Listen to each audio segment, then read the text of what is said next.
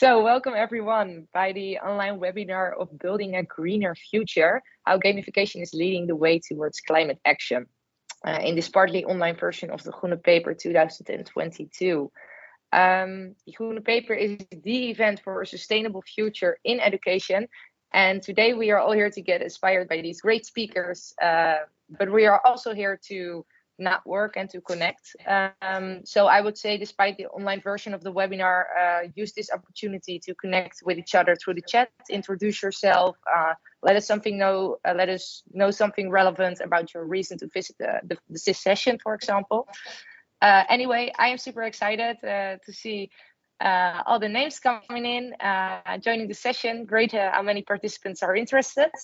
The speakers are still trying to set everything ready. But I will give first a short introduction of the team of the Groene Peper. If you guys can click me further now, I don't know if that's possible. One more. One more. Yes. Yeah. So this event is an initiative of different organizations. It's from RVO, SURF, Studenten voor Morgen, het Groene Brein, MBO for Climate. But the host of this year is Hogeschool van Amsterdam. Tomorrow there will be a live stream from Amsterdam as well, with different keynote speakers and the award show of the New Sustainable 2022. You can still register, so do that while you still can, I would say. Some short announcements, if you can click some further, this webinar will be recorded and published at the site of the Groene Peper. So when you do not want your face on the recording, please turn off your camera. And please keep yourself muted as well to remain the session calm. But if you have any questions, do not hesitate to ask them in the chat. Despite this online version, I would say will be really nice to keep this session interactive. And I think Christine and Wouter, you guys will keep an eye on the chat. We're not getting the chat, no. Yeah, Famke, if you could help us with the chat, that would be actually really good. It's okay, I will keep an eye on the chat. Thank you. Thanks. So we are today that the Groene team tell us something about their way of implementing gamification. That means I'm going to mute myself and keep an eye on the chat and ask the Groene team to introduce themselves. Enjoy. Thank you all for joining us, both online and in person. My name is Christine. I'm Wouter. And we're from Greener. And today we're going to talk about building a greener future through gamification. But first, we'd like to introduce ourselves. So like I said, my name is Christine, and I'm the Director of Research and Development for Team Greener. I moved to the Netherlands about 1.5 years ago so I can pursue my master's in behavioral science. Currently, I'm doing my master's thesis in communication and autism. And I met the Greener team actually only a few weeks after I moved to the Netherlands, and we've been working together ever since. Right. So my name is Wouter. My background is in music. I went to the conservatory in Amsterdam to study jazz guitar. It's quite something different. And during my studies, I got really interested in the climate problem. And soon after that, I co-founded a project called Musicians for Climate, where we try to raise climate awareness through music. And recently, I've been working at Greener as a developer and a UX designer. So we wanted to start off this presentation by showing you this slide, which shows a percentage of people in the Netherlands that say that they are worried about climate change in some degree. So as you can see, and this is 2009, there were less than 40%, but in recent years, this has really shot up. And by the end of 2020, more than 80% of Dutch citizens said that they were in some way worried about climate change. So that's quite a lot. And also in another study in the same year, that said that about 1/3 of the world population thinks that climate change is the most pressing issue of our time. So surely if almost every one of us is worried about it, then we must also be prepared to act, right? Well, it's unfortunately not that simple. A lot of people feel resistance to take action, and this takes some different forms. For instance, some people feel that it's not their responsibility to do something about it because you have politics and large companies that are polluting heavily, and those people feel that it's also them that should fix the issue. Then other people feel kind of alone in this battle, and they feel that their actions would really be insignificant, kind of like a drop in the ocean.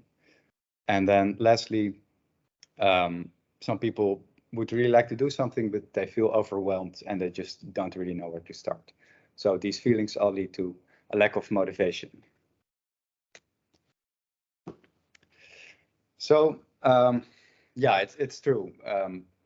Industry, for example, is a really big factor in climate change, and politics as well, of course. So why aren't they? It isn't the solution coming from them. Well, we have this triangle here, and we call this the triangle of blame. So in the left, bottom left, we have the consumers, which is us as individuals. Then there's politics and industry. And in the triangle of blame, everybody's kind of pointing to each other like, hey, I think it's your responsibility. Why aren't you doing something? And then, of course, nothing really ever happens. And even though the industry has a huge impact on the climate, we as citizens actually have a key part in this problem. And not only as consumers, as we see here. So, of course, you can buy green stuff, be a green consumer, but that's not enough because you have the fossil fuel subsidies and a lot of lobbying. So we need something more. And what we think we need is what we call active citizenship. So you see the triangle has changed a little bit. This is in Dutch, but for our English speakers, it said consumer, and now there's civilian here. And in this model, you have active citizenship, which aims to show mass support for systemic climate action and demonstrate that a green lifestyle is not only possible, but also must become the new normal. And this is where our story of Greener starts. So we are facing a really big question here at Greener. How do we create active citizens? We wanted Greener to be educational, but how do you gamify education and what motivates people to really make a difference? So one theory on motivation, which I'm sure many of you guys have heard about, but we're going to go over it really quick again, is this idea of intrinsic versus extrinsic motivation. So extrinsic motivation, it's external drivers of your behavior, and this is typically related to shorter term goals. So if you look at the boy playing football, who's extrinsically motivated to play, he's playing and he wants to win because he wants the trophy at the end of the game. But if we think about intrinsic motivation, it's more personally rewarding, and this is related to longer term goals. So the boy who's playing football because he's intrinsically motivated is playing well because he might have dreams of going pro one day. So as you see, it's really important for us to understand what are external versus internal rewards for people. And we also know that self-motivated people are more likely to stick with their goals and plan long term. Now, another way to look at motivation is through learning. So we're going to talk a little bit about the behavioral perspective on motivation theory. We know that rewards and reinforcements are drivers of people's behavior, and it's one of the basis of how we learn. The law of effect by Edward Thorndike states that actions that are followed by positive results are more likely to be repeated. And then this led B.F. Skinner, another famous psychologist, to develop his ideas about operant conditioning and learning. Now, for those of you who may not be psychologists, operant conditioning is when specific consequences are associated with a voluntary behavior. So if we look at Alfred, I'm going to call him Alfred, the mouse on our screen. You see him here and he pulls down the lever and he receives a positive feedback response because when he pushes down the lever, he gets his treat. But then he thinks, okay, maybe what happens if I pull up the lever? And as you can see, when he pulls it up, he gets shocked. And these types of feedback responses are very important to learning because Alfred doesn't want to keep getting shocked. He wants the treats. So now that we've talked a little bit about like different types of motivations and how learning is tied to this process, we should get back to our original question, which is how do we increase self-motivation to create active citizenship? Well, one theory called the self-determination theory, coined by psychologists Edward Deci and Richard Ryan, breaks down the three main needs for a person to feel intrinsically motivated. The first one is autonomy. Do you believe that you are in control of your own actions? The second is competence. Do you believe that you have the skills necessary to achieve your goals? And the third one is relatedness. Do you belong to a bigger picture? Now, how do we get people to say yes to these questions? Well, for autonomy, we do habit formation and training. So if we think back to the previous example of the boy playing football, he gets up every day in the morning to go to practice. And at practice, he's getting feedback. He's getting put in different situations, and he's getting the necessary training to become a better football player. For competency, we arm people with education and knowledge. So in addition to going to practice, this boy also watches his favorite football player in his spare time. And he knows that he gets to see how his favorite football player reacts in certain situations. And this might arm him better to react in situations that he might not have faced during training. And finally, relatedness, we combat this with community. So the boys playing football are part of a bigger group and a bigger team where everyone plays a different but equally as important role. And we can combine all of these things about motivation and learning and self-determination and apply it to gamification. So we can use gamification to combine these reinforcements and feedback mechanisms with intrinsically motivating factors. There are lots of misconceptions, I think, about gamification. I think a lot of us think we can slap some points onto an app and then it'll get people intrinsically motivated. But based on what I just told you about motivation, we know that only adding these extrinsic rewards inherently undermines intrinsic motivation. And this is actually called the overjustification effect. And this is because extrinsic motivation is tied to shorter term goals, and it leads to habits that may not be as stable over time. So we want to create a more holistic and encompassing experience to activate people through a game. Now I'm just going to take you through three main principles of good game design and how to do just that. So the first one is goals. A good game has good goals, and are these concrete and achievable? Do you as a player have the skills and the knowledge and the competency to complete these goals? This is where you can give users rewards and feedback to help train them to be better at your game. Additionally, good goals activate people's autonomy. They can direct what goals they want to achieve and how they want to achieve them. So if we even think of a simple game like Tetris, you're given the block and you have all of these possibilities to rotate the block or to put it anywhere on the screen. Good goals also activate this feeling of flow. And the feeling of flow is a balance between high skill and high challenge. And the best games are easy to learn, but hard to get good at. The second principle of good game design is narrative. Are you a character in your game? Do you care about the characters in your game? And how invested are you in this story? The best games focus on creating complex emotions and cohesive stories because we know that emotions are an important component for strong memories.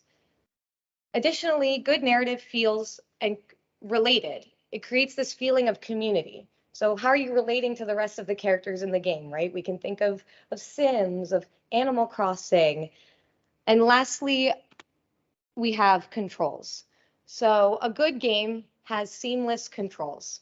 When you're playing this game, you want to know how integrated do you feel with this character? And do the controls respond in a way that you want them to? Do you as the player have enough control over your environment without feeling overwhelmed? Good controls enable people to implement their competencies and make them feel autonomous. And now Walter is going to go and explain how he did just that. So I'll walk you through how we try to implement some of these principles in our app. So we haven't really talked about our app, but the way we say it is that we made a social app that promotes climate action.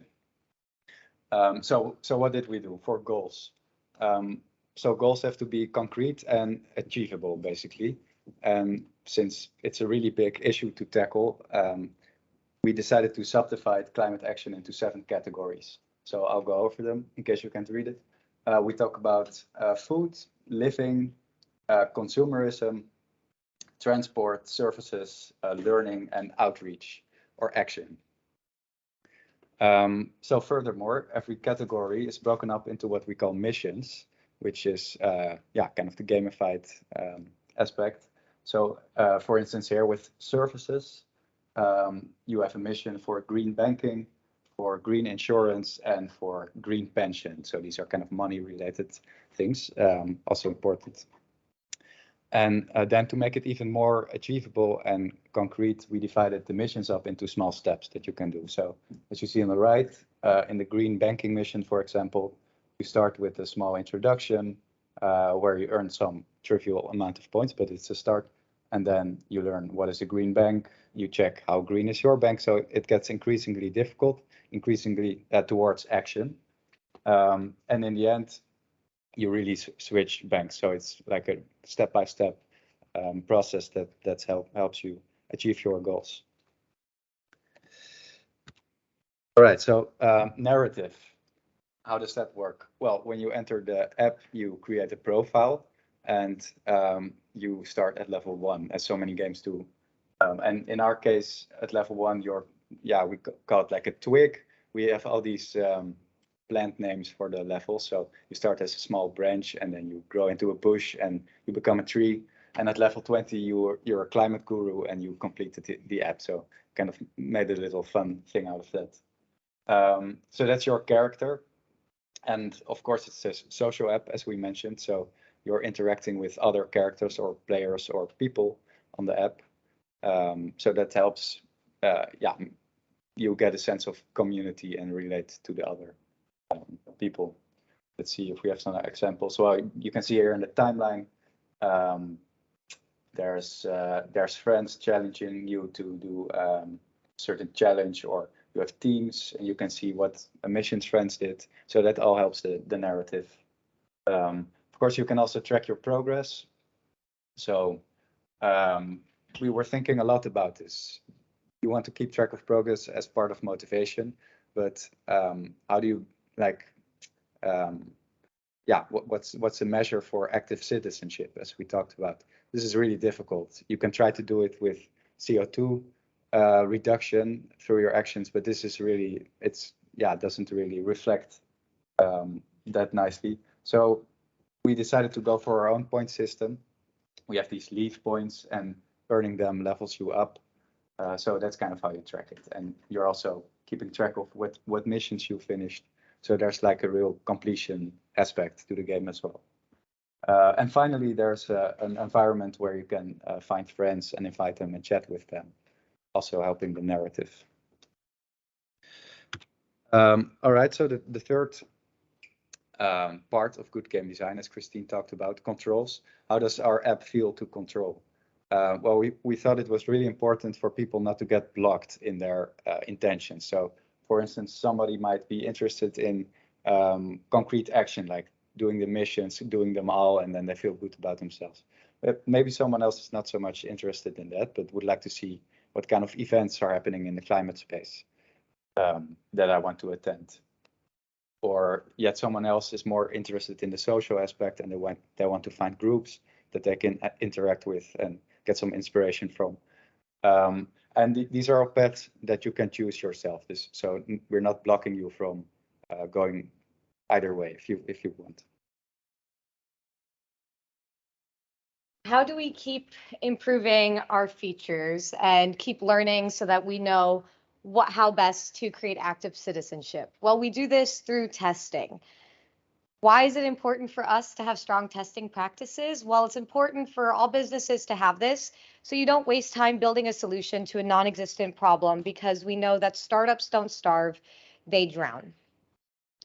So we implemented lean testing practices, and if you want to hear more about those, we can talk about it after the presentation. But first, we're going to talk a little bit about a test that we did with some features that we wanted to program. And we did this test in partnership with Den Haag.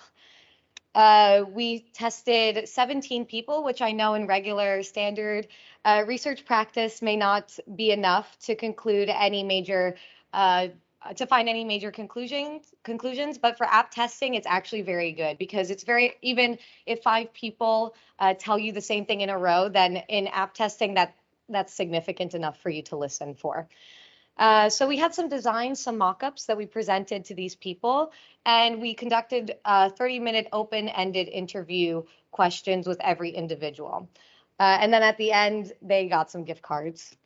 And while we asked quite a few questions, the most important questions that we asked were, would you like to download the app now? Why or why not?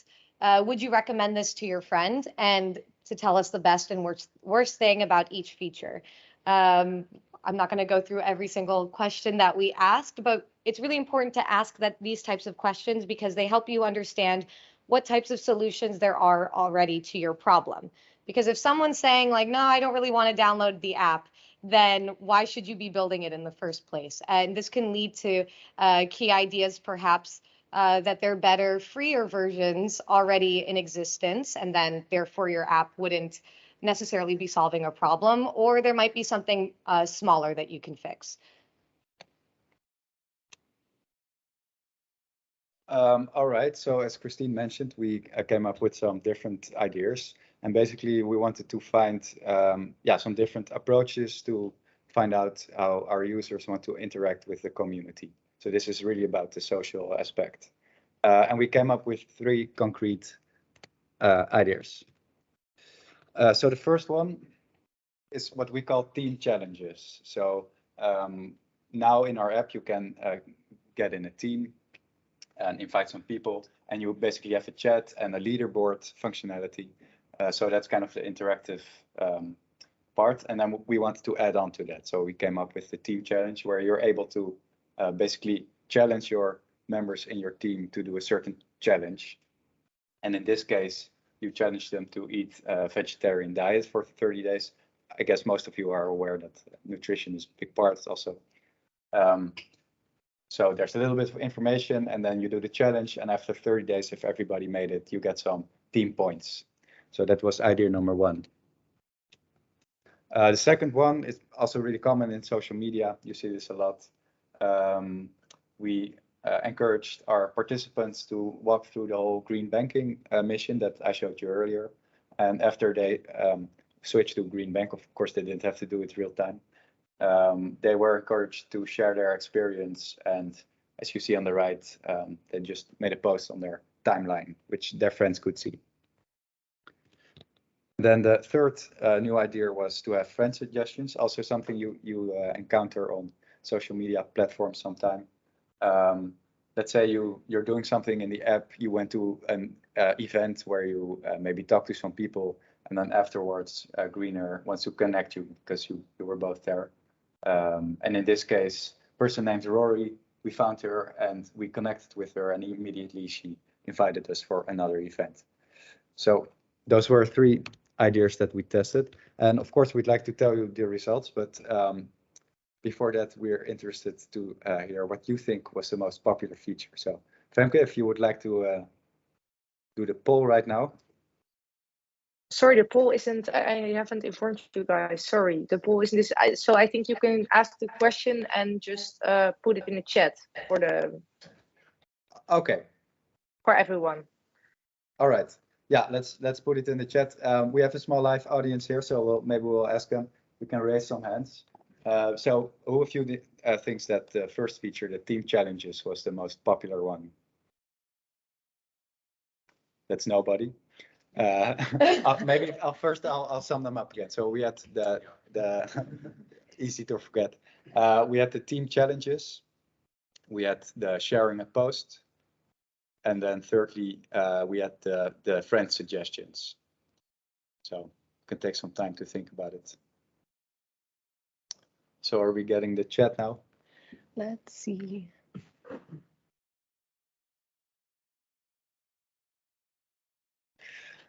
Okay, maybe you've had some time to think about it. So what about the team challenges? Who thinks that they were popular? Okay, see quite some hands. What about sharing a post?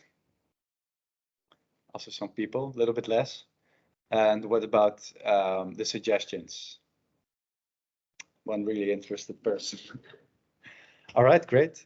In the chat, we have 2 votes for the team challenges.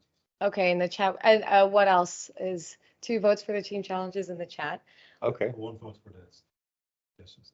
One vote for the, okay, okay. Well, after we asked this question again, you guys did relatively well because our team challenges was the most popular feature. And this makes sense because based on all of our other comments, you know, people want to use the app, but they're more likely to stay on the app if their friends are also using this app. So, you know, if you think about Instagram and like WhatsApp and Facebook, and also based on all the other principles that we had mentioned already in this talk, it seems like the best feature to promote community and gaming, because with team challenges, you're boosting competition and you have this need to share and collaborate with your fellow team members. Now, I know we talked a little bit about originally our target population, right? That we want to target people who want to become active citizens. But we know that this is a really big group of people, right? And in marketing and in business strategy, you have to have more specific segments of people to look at. Well, with this testing, we were actually able to identify our early adopters. And it's really important to identify the people that are going to take your product up first, because these people don't really care if your app is a bit buggy or if they're just looking at mock-ups. They're really on the same side as you. And we identified our early adopters as people who are very active in climate change, which also makes a lot of sense based on our recruitment, because who else would be signing up for climate change app testing but people who are really intrinsically motivated to promote sustainability. I think there was one woman who just came for the gift cards. Yeah, one out of 17 people, yeah. And actually, it's really interesting too, because you can identify these people as early adopters because, so besides that one person, most of the other people we interviewed didn't even want the gift card. We would ask them at the end, oh, do you want us to send you the gift card via email or via the post? And many of them said, oh, I didn't even know there's a gift card. I just wanted to give my 2 cents, which was also very motivating for us. And also kind of proves again the fact that your early adopters aren't doing this for the money or because all their friends are on this app. They're engaging with you because they actually care about the product and they're really on your side. Additionally, a target group of our early adopters, which are people who are super active in climate change, are already intrinsically motivated to engage in their larger community. And actually, at first, it seemed really odd because we didn't think about tackling and talking to people who are already super activists because, well, they already maybe have other channels and other ways of getting to their community. But in doing our testing with them, we actually realized that a lot of these people want more tools to be able to engage their friends and be able to create a larger community around sustainability. So with all of this testing, we were able to refine our target group to the lazy friends of these activists and our early adopters. All right. So what's next for us? Well, we'll be building out your favorite new social feature. And of course, we'll keep doing a lot more testing because this was kind of a rough mock-up and we need to refine it more. Also, we'll be working on our reward system because we thought that having team challenges also comes with new interesting challenges for us to adapt, like with the rewards. And yeah, of course, we'll do a lot more testing and hopefully come up with new solutions in the future. Yeah. So yeah, we hope that we've left you with some insights into how we are using gamification to tackle the climate crisis. And we hope that you can take these principles to motivate the people in your life to make a change. Thank you so much for joining us today.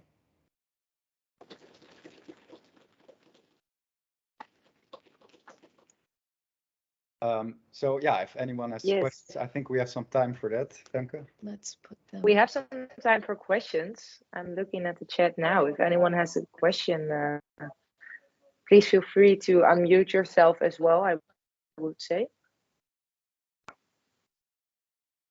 Or it was just a really clear story. That's also possible. Maybe some people here in the audience have. Yeah, maybe you guys have some questions. Yeah. Can you speak a bit louder? Okay, yeah. So the question was, is our app free or do you have to pay for it? So right now it's free. You can download it and just do all the missions, and there's no like paid content in the app either. So nothing's blocked by any paywalls in that regards. Where there's actually a lot of interesting discussions that we've all had together about how to monetize and monetization and of the app. And in a lot of the literature and the things that we've read, these types of freemium services, so when you offer like the base free and then you pay more for it, don't actually do super well long term. There's some specific cases that it works okay, right? So of course this is more general, but generally speaking, it's harder to keep those things up and keep them sustainable, because if people are already getting the free version, a lot of them wouldn't want to make the dive to spend more money on the paid version unless it was really good. We can think of Spotify, right? I think it took me personally 3-4 years to get off of the free version of Spotify, because I was just getting that annoyed with the apps to get to the paid version. But that took quite a few years because I was also pretty enjoying the free version of the app. So yeah, and in terms of, if you're curious about in terms of how the app itself is profitable, we have other types of business strategies that we're currently using and looking into. Yeah, go ahead. Yeah, early on you mentioned the concept of flow, which was when you have high difficulty but also high skill. Did you find any way to really integrate this into your current app? Yeah, I think and Wouter, please feel free to jump in. Yeah. I think with flow, this is something that is kind of more of a overall cohesive type of feeling that you have to get from the product, right? And I think it's something that we're currently still trying to achieve. I think with us building out some more social testing with these team challenges and team competitions, it's going to increase that level of difficulty, because you're going to be adding more people that you can collaborate with and increase sense of competition. In terms of measuring flow, I personally don't know of a scale or a way to really concrete measure flow. So I think that this is it's a goal that really needs to be kept in mind for the longer term, right? Something that you're continuously working on. And I think, yeah, once we put in some of these new features of our app, it'd be really interesting to see how people are combating these new challenges and if they feel like it's making the app more challenging. Okay. I do think the mission steps are also a good example of that, because for a lot of people it's hard to just change their diet on one day, or just switch to another bank or whatever. These are quite big steps, so you need to get some training and learning before that. So the steps are kind of designed to prime you for that action. So it's maybe also a little bit related to flow. Yeah, maybe I'm misinterpreting the concept of flow here. But when I think about flow, it's really about doing something that requires a high degree of concentration, where you really are like absorbed into the subject. You know, if you're playing sports or it's doing something else, it's really just difficult. But I don't really see how you could do it with this kind of achievement system you have right now. Because that doesn't really require active concentration for a burst or a period of same time. Right, and I think that's why, I mean, that kind of goes back to us talking about why these extrinsic motivators aren't good enough long term, right? So if it was just the points in our app, which originally it really was, right? So if you came and talked to us like about 1.5 years ago, it was really points and missions, and we had a bunch of different ideas. But now I think that when you combine these types of points and rewards with the more social component aspect on the app, hopefully we're leading people to a place where active citizenship and being a green citizen is kind of more just ingrained in yourself, right? So it's not just on the app for us personally that we want people to achieve this feeling of flow. It's really about having that feeling also in your day-to-day life when you're trying to be more sustainable, right? Because I think when you start off on this journey, especially if you start off like a vegetarian, or if you start off trying to be vegetarian, you're like, the first day is so hard.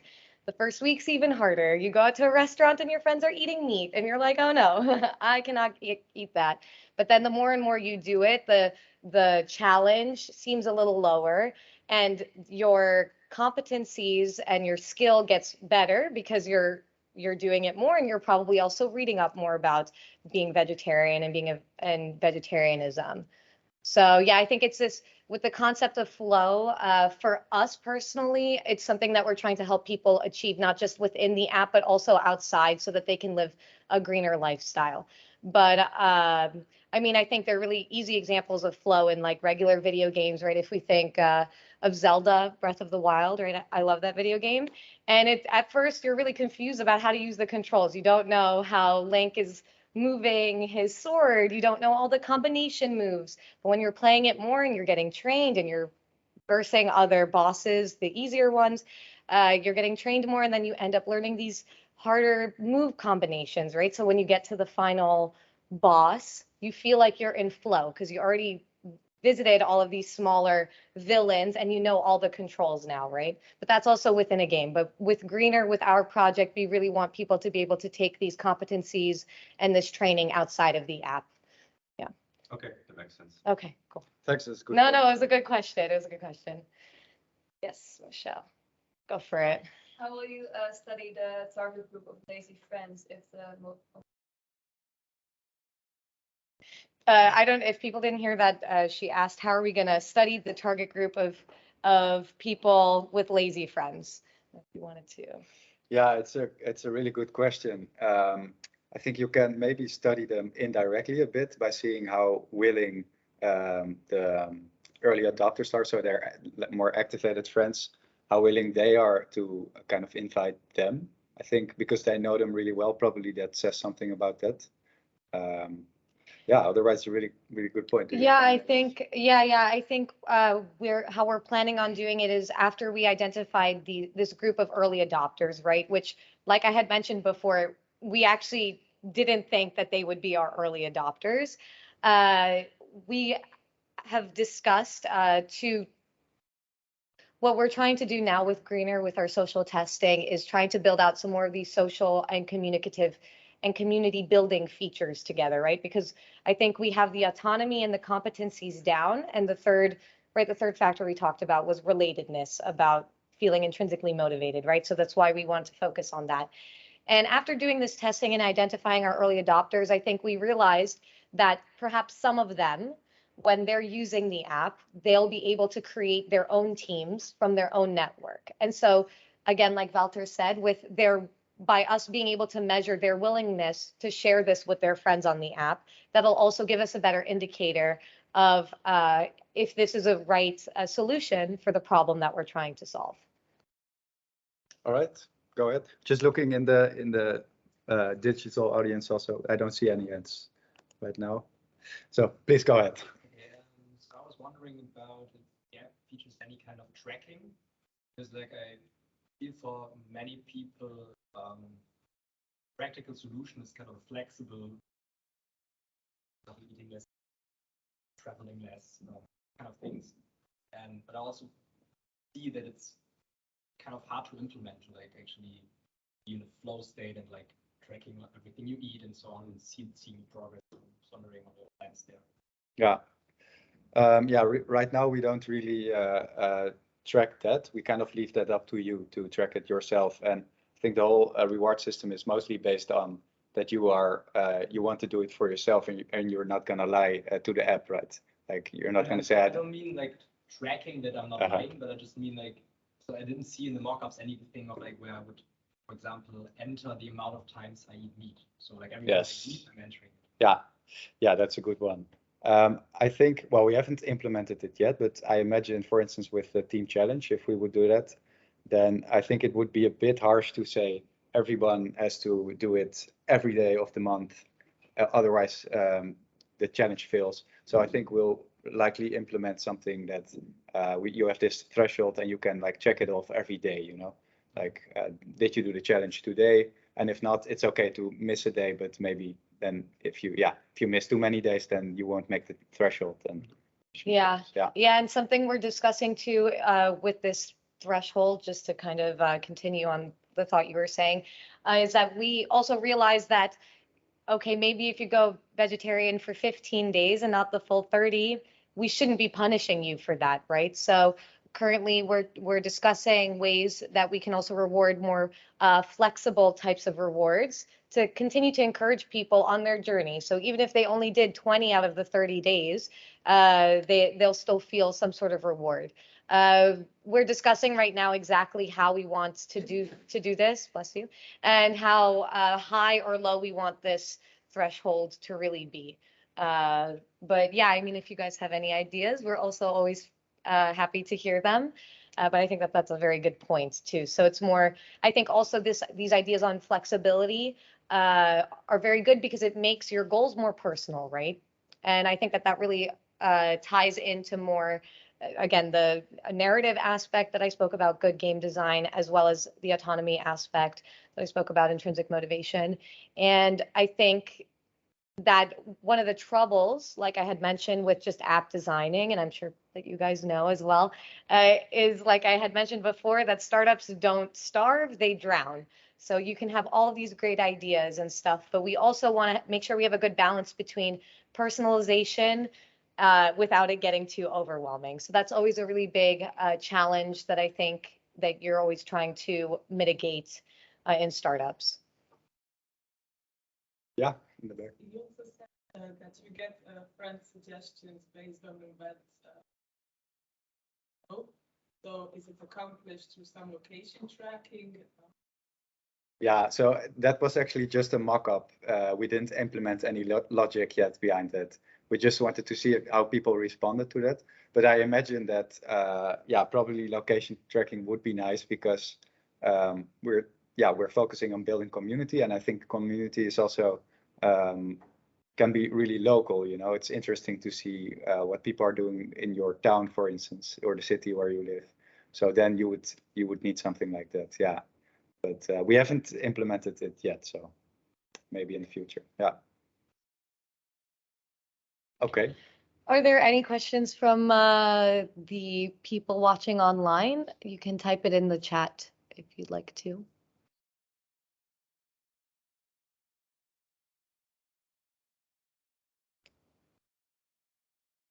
It's very still online here. Yeah. Well, no, thank you, Wouter and Christine. It was a really inspiring session, and I think just everything is clear for the online audience. Yeah, really nice that you have your own audience as well over there, and so now you can get a real applause. That's maybe nice as well. Yeah, I think we will almost end this webinar for the online people. A few more things I would say is that tomorrow all the online participants can expect an evaluation link in their mailbox. Please fill in this form because that will be of great value for us. And if you're joining for the next session on Omniconomics, that will be a different link. So you need to close this link and open the other again. Yeah, and the Groene Peper 2023 is also known already. That's in the week of 22 till the 26th of May. So hope to see you all there again. And yeah, thank you again, Wouter and Christine, for tuning in today. And yeah, hope to see everyone in the next session or tomorrow as well.